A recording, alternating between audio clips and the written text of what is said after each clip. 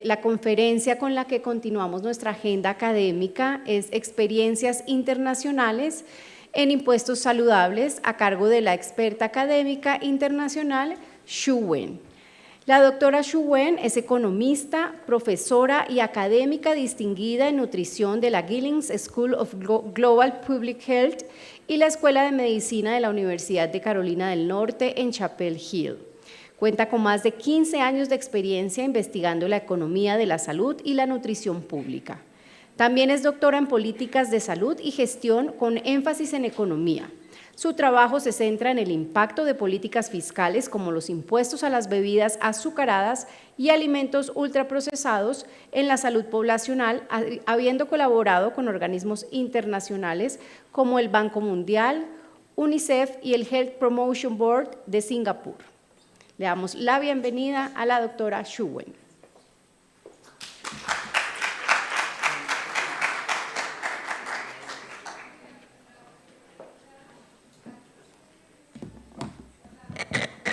Buenos días.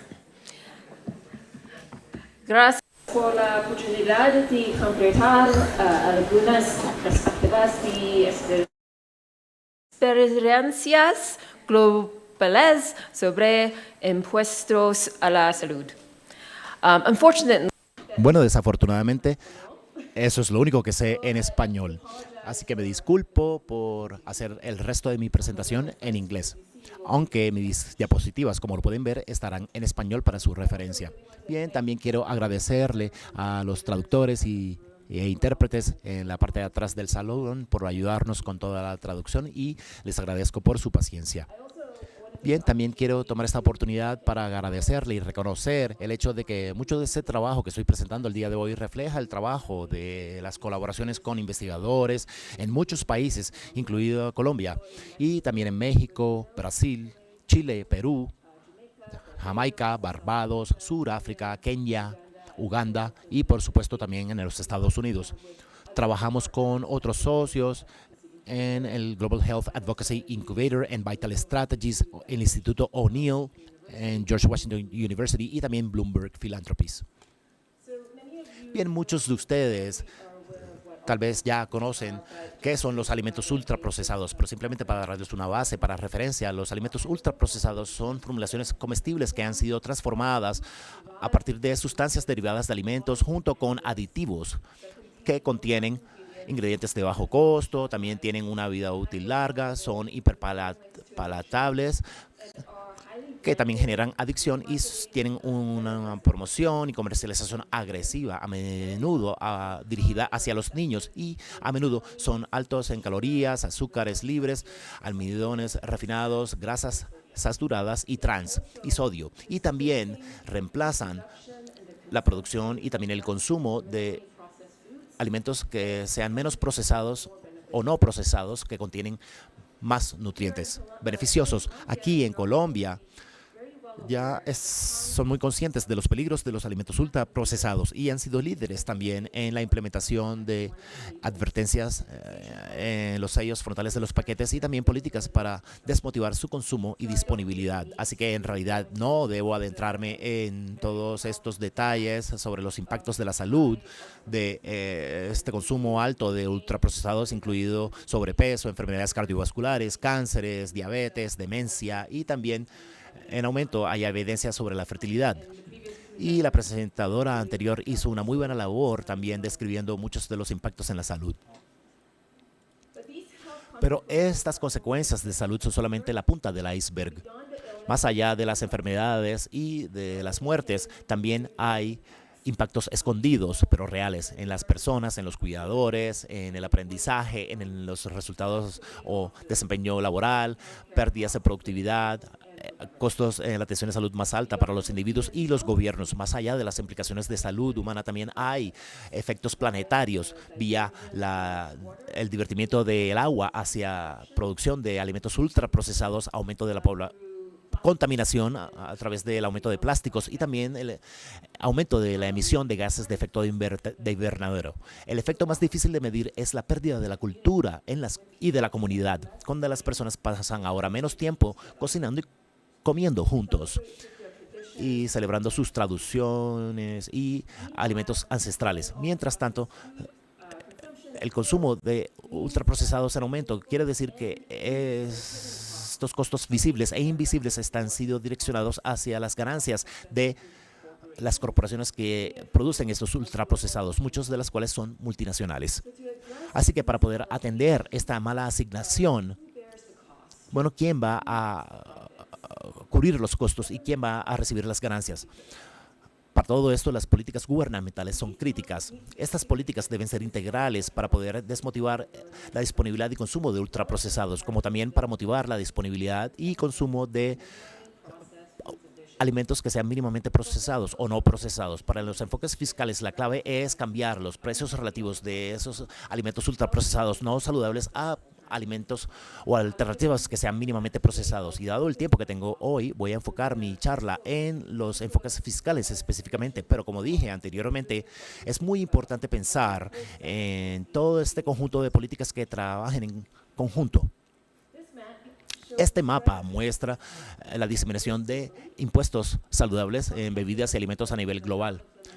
Los impuestos saludables no son o son implementados en 82 países y en 17 jurisdicciones adicionales y siguen expandiéndose y creciendo a nivel global, mostrando el reconocimiento internacional de los peligros de este tipo de bebidas.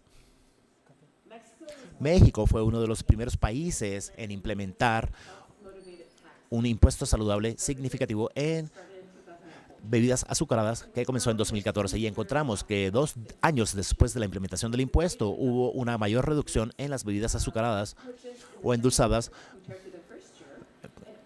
en el segundo año comparado con el primer año y también disminuciones entre los de menores ingresos que solían comprar la mayoría de estas bebidas azucaradas. Estos resultados demuestran que estos impuestos pueden ser beneficiosos para la salud, especialmente entre las personas de menores ingresos que tienden a tener menores accesos a la salud. Y también es útil saber que hace unas 2 semanas México recientemente elevó su propio impuesto del nivel de 2024 de $1 por litro a casi 3.8 pesos por litro ahora. La mayoría de este aumento fue para atender también la inflación en los alimentos. Y de manera similar, en Sudáfrica encontramos reducciones en la compra de las reducciones más grandes entre los grupos socioeconómicos de menores ingresos.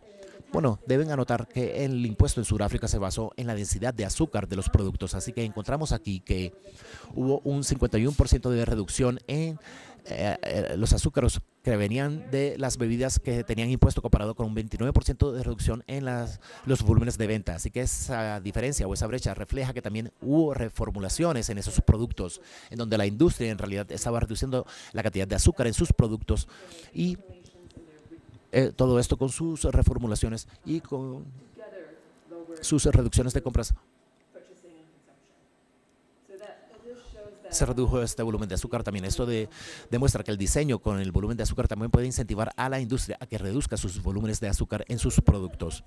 Bien, ahora que los impuestos saludables a las bebidas azucaradas han existido por más de 10 años y están sucediendo en más países, estamos comenzando a evaluar el impacto real en el mundo de estas políticas. En febrero de este año, nuestro equipo hizo una revisión literaria y encontró 15 estudios que habían analizado el peso corporal, las caries dentales, el asma y también los resultados de salud perinatal. La mayoría de estos estudios fueron en países de altos ingresos, pero hubo 3 en países de medianos ingresos y muchos de ellos también incluyeron enfoques en niños y adolescentes porque estos impuestos saludables se enfocan en la prevención de enfermedades crónicas.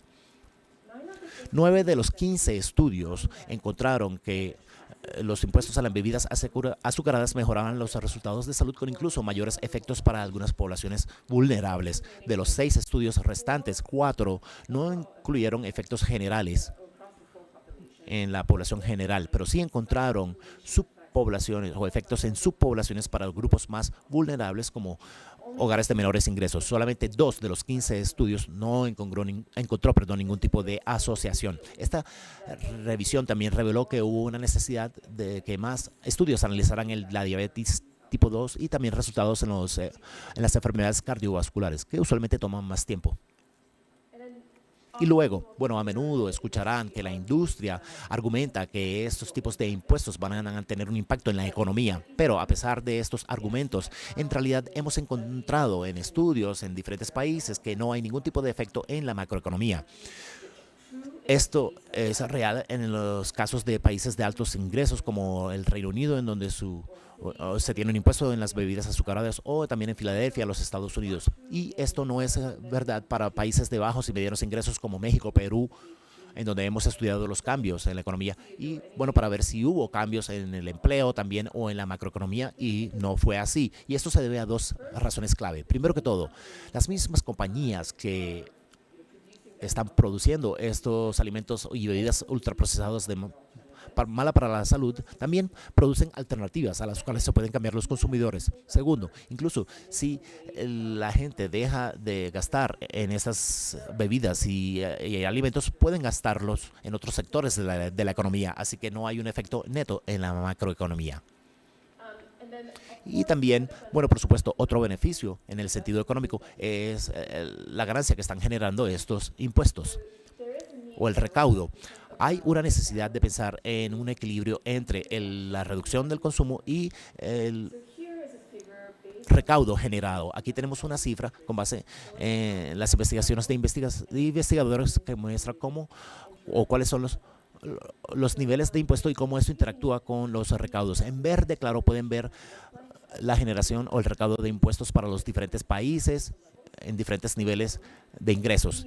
Y en verde vemos cuando el precio se incrementa en un 50%, y en azul oscuro vemos cuando el impuesto se incrementa en un 20%. Se preguntarán por qué el recaudo generado con el impuesto al 50% es menor que el recaudo hecho con el impuesto del 20%. Esto se debe a que cuando el precio se aumenta en un 50%, las personas reducen el consumo de estos productos insaludables más. Entonces, cuando las compras de esos productos bajan, aunque el precio sea mayor, el recaudo generado no sea tan grande como el que se genera con el 20%. Así que el aumento de precio del 50% es beneficioso para la salud porque reduce el consumo de manera mayor. Pero esto tiene un intercambio con respecto al recaudo que se genera. Habiendo dicho esto, es importante tener en cuenta que debido a que las personas de mayores ingresos tienden a ser menos sensibles a los aumentos de precios, ellos no reducen tanto su consumo como las personas de menores ingresos. Entonces, lo que pasará es que la mayoría del recaudo que se obtiene con el impuesto provendrá de estos hogares de altos ingresos cuando el impuesto sea más alto, como el 50% comparado con el de 20%. Este es un método también para mejorar la distribución de ingresos. Esta siguiente diapositiva nos da una ilustración de todo esto. Y debido a que pueden ver, por ejemplo, en la barra morada, tenemos las personas de mayores ingresos que terminan pagando casi 2.5 veces más la cantidad de impuesto comparado con las personas de menores ingresos, porque las personas de mayores ingresos no son tan afectadas por el precio. Y en este caso, que fue un estudio en Seattle de los Estados Unidos, los recaudos a partir de los impuestos estaban siendo utilizados y redireccionados principalmente hacia esas comunidades de menores ingresos. Así que, bueno, en la barra dorada o amarilla pueden ver que estos eran los beneficios que eran direccionados a las comunidades de menores ingresos, porque la mayoría de recursos se devolvían hacia ellos, y por eso hubo un beneficio neto de 6.4 millones para esas comunidades de menores ingresos. Esta es otra manera de mejorar la equidad con este tipo de políticas. Ahora quiero compartir con ustedes algunos resultados relacionados con los impuestos saludables a alimentos que sean excesivos en grasas saturadas, sodio, azúcares, etc. Aquí vemos un mapa con menores ejemplos de países comparados con el que teníamos en las bebidas azucaradas. Pero vemos aquí que más países están comenzando a pensar en la implementación de este tipo de impuestos en los alimentos. Voy a enfocarme específicamente en evidencia de México y Hungría, como también consideraremos las implicaciones para Colombia. La evidencia tanto de México y de Hungría demuestran que el impacto inicial de este tipo de impuestos en los alimentos que tienen alto azúcar, sodio y grasas saturadas resulta en la reducción de las compras de este tipo de productos en un 5% en México y un 5 o un 4.5% de reducción en Hungría. En el caso de Hungría, también hubo aumentos en las compras de alimentos no procesados o mínimamente procesados. Así que vemos este reemplazo también que es bueno para la salud de las comunidades. Y es consistente con los resultados que ya les he mostrado sobre bebidas aseguradas. Los hogares de menores ingresos también fueron los más sensibles a los precios. Parece que eso también es consistente con los resultados mostrados anteriormente para Colombia en términos de quién está más sensible a los precios. Bien, con esto estoy tratando de demostrarles que, aquí tenemos algunos resultados preliminares de México. Por favor, no tomen fotografías de esto porque no son resultados finales, pero eso es un trabajo en progreso con los colegas del Instituto Nacional de Salud Pública de México. Y para este análisis utilizamos datos de peso entre 80,000 niños que estaban siendo inscritos en las guarderías públicas de México. Y utilizamos los datos de 2012 hasta 2018. Cuando, medimos su peso y talla al momento de que fueran inscritos en las guarderías. Y como los niños son inscritos cada año, medíamos el peso que tenían durante su inscripción. Y podemos ver en los resultados que analizando el peso antes de la implementación del impuesto en 2014 y también la trayectoria de peso después de 2017, después de haber sido incluidos y después de implementar el impuesto. Y encontramos cambios en el peso de los niños, pero esto fue generado básicamente por las reducciones en la trayectoria de peso de las niñas, más que de los niños, y también entre los que tenían de 2 a 4 años.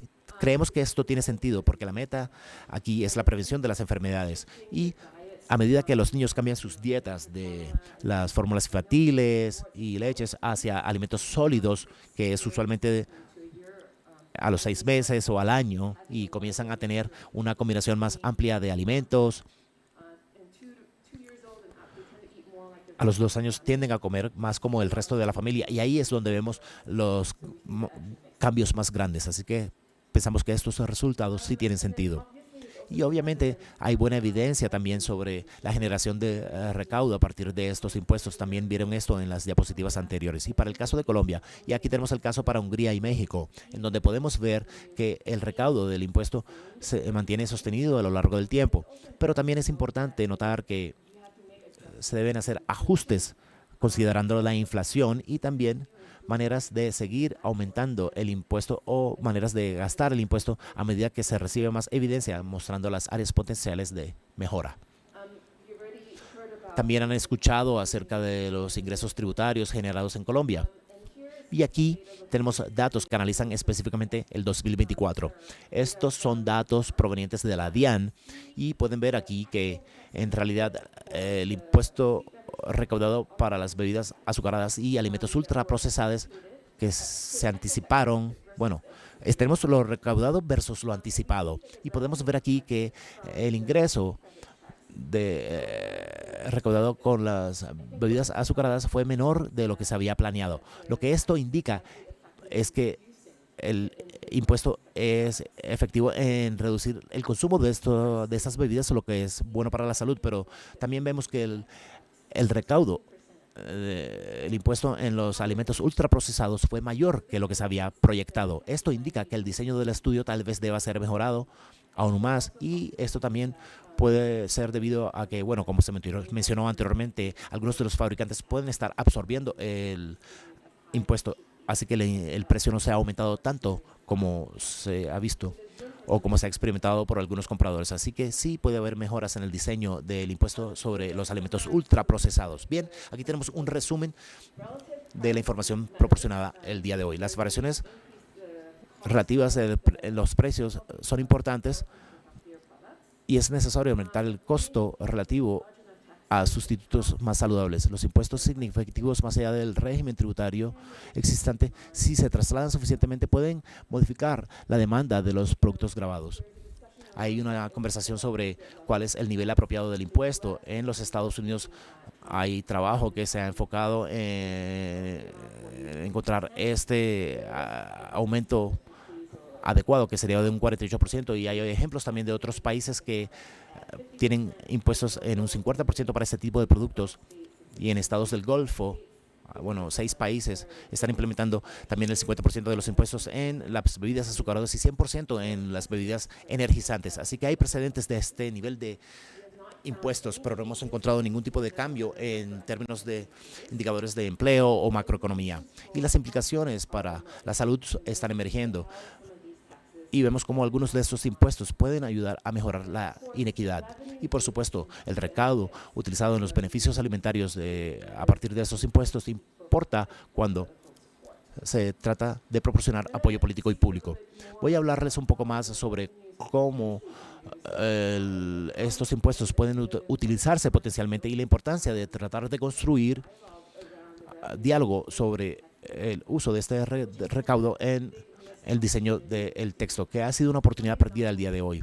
Algunos ejemplos pueden incluir, por ejemplo, aumentar la disponibilidad y acceso a fuentes de agua potable en diferentes ambientes, como por ejemplo mejorar la infraestructura de agua potable, especialmente en las escuelas. También apoyar la cadena de suministro local de alimentos y la cadena de suministro regional. Tal vez haciendo inversión en agricultura climáticamente inteligente que puede aumentar la resiliencia del suministro de alimentos aquí en Colombia y también acortar la cadena de suministro. Todo esto puede tener efectos multiplicadores en las economías locales y generales. Y a corto plazo, creo que también es útil pensar en proporcionar transferencias directas o subsidios a poblaciones de bajos ingresos a través de beneficios para alimentos saludables o vouchers, y tal vez hayan otros sistemas de apoyo también a través de los mecanismos existentes en Colombia que se podrían explorar.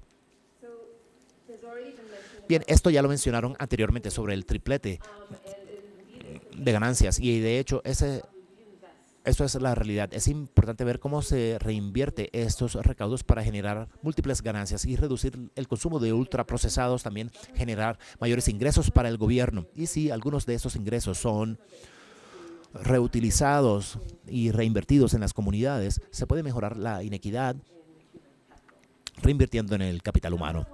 Ahora quiero hablarles de cómo ir más allá.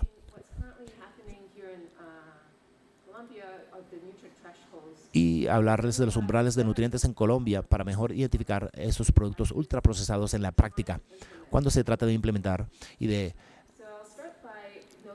hacer valer la política. Me devuelvo a esta diapositiva inicial simplemente para recordarles la definición de los alimentos ultraprocesados con base en la clasificación NOVA.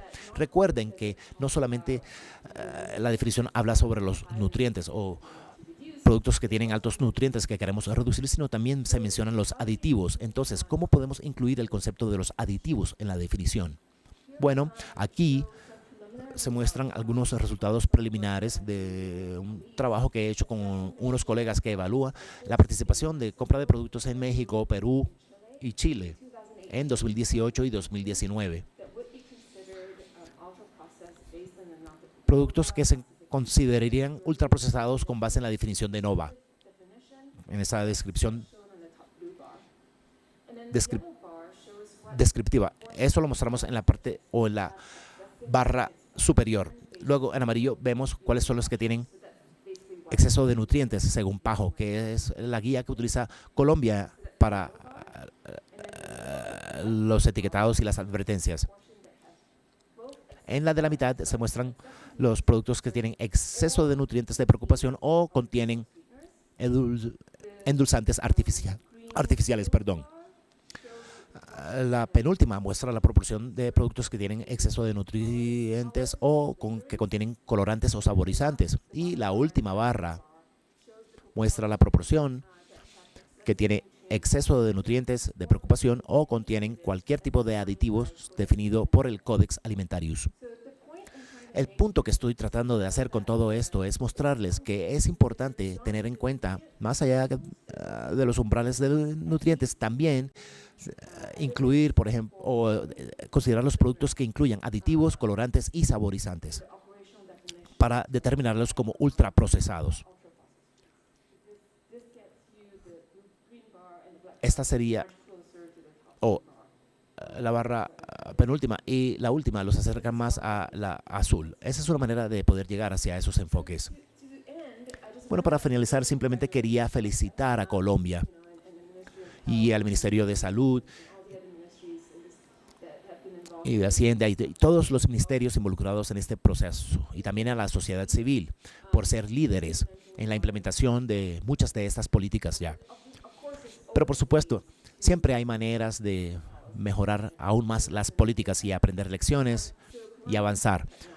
Los etiquetados frontales de Colombia, como lo han escuchado, tiene uno de los mejores diseños a nivel global, pero actualmente solamente se utiliza el umbral de nutrientes para definir los ultraprocesados, así que también se deben considerar otros aditivos más allá de los endulzantes artificiales. Y con respecto a los impuestos, el impuesto en las bebidas azucaradas y ultraprocesados ha tenido un buen inicio, pero aún así creemos que la base fiscal puede aumentarse para que esté más alineada con los etiquetados frontales y para que se consideren la inclusión de aditivos, y se deben remover algunas de las exenciones actuales que existen.